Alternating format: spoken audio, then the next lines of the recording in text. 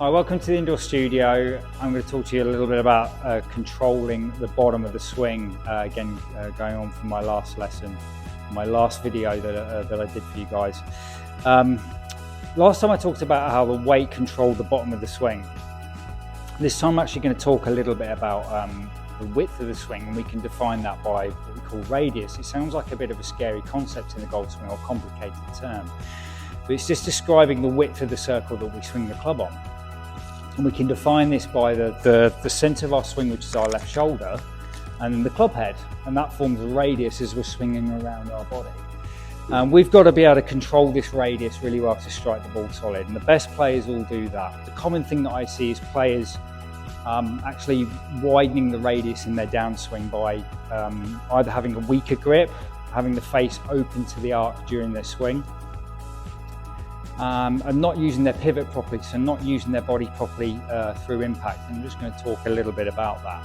Okay, so the first part of this would be just checking that we grip the golf club properly. So the first thing would be, best tip I've ever heard anyone say with the grip is to actually grip the golf club like a suitcase. So if we look from this view here, the grip is going to be much more in the fingers, across the fingers this way. It's not going to be over in the palm this way, okay?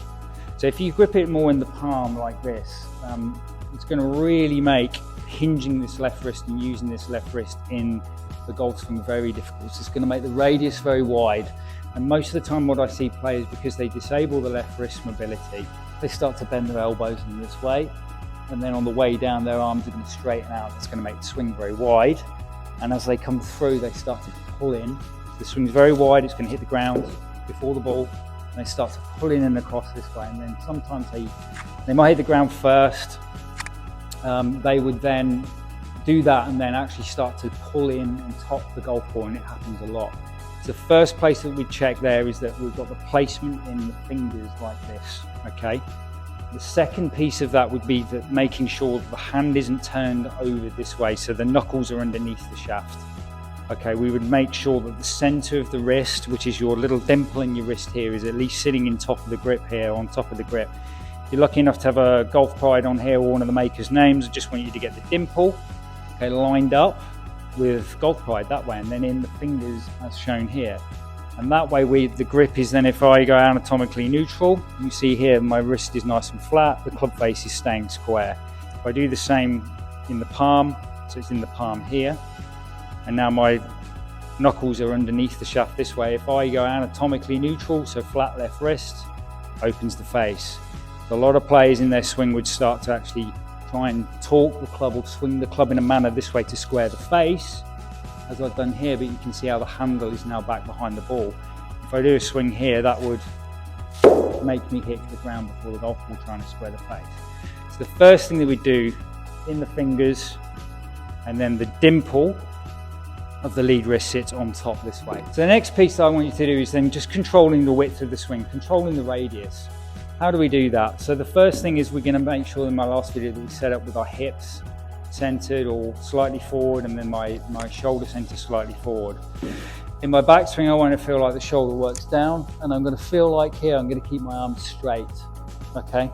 Now my right arm does slightly fold in the swing, but I think that most of all, if we get the feeling that our arms stay straight, it's going to start to control the distance from the center of the grip here to my lead shoulder very nicely, as you can see here. Okay, that should really be the same distance as we go back this way.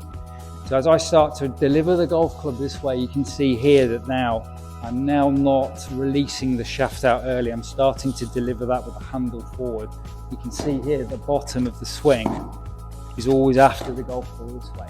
So a good feel for that in your backswing is shoulder down, arms straight, and that's going to get that working nicely. Moving on to some of the follow through. Okay, so downswing and then the follow through. What I need to feel to again control the radius. And one of the worst tips I hear is to keep your head down. I hear this all the time. Oh, I know what happened there. I looked up.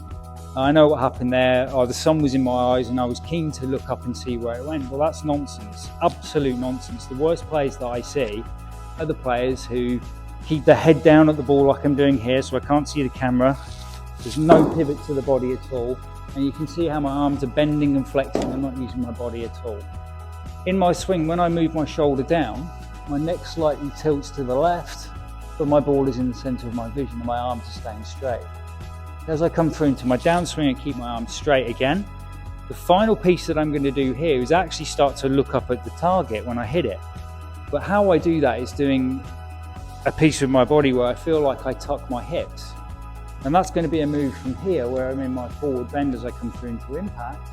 I'm actually going to start to raise my hips forward this way, and then my chest is up and I'm going to look at the target. When I see players not doing this, they have to start pulling up on the handle and bending their arms in this way, because as they come down, if they stayed bent forward and looking at the target, they would crash into the ground before the golf ball this way. So therefore they start to bend their arms and stay looking down to manage what we call the radius there. They've narrowed it, they've made it smaller, and they can't control that, and we'll top a lot of golf shots doing that. So what I want you to work on here is simple phrase incorporating those pieces would be gripping the fingers, arms straight, and then we're going to work on tucking the hips and keeping, that's going to help keep the arms straight in the follow through arc this way. And that way, as you can see here, I tuck the hips, I can keep the radius very, very what we call constant throughout the swing. The width, how far the handle is away from my center of my body, staying very, very similar on the way through. So I'm going to go through my pieces there. Gripping the fingers. Dimple of the wrist sits on top of the shaft. And I'm going to go arm straight back swing, tuck the hips, finish.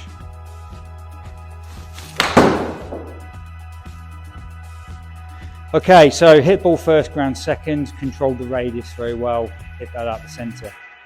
Thanks guys for watching, and I'll catch you soon.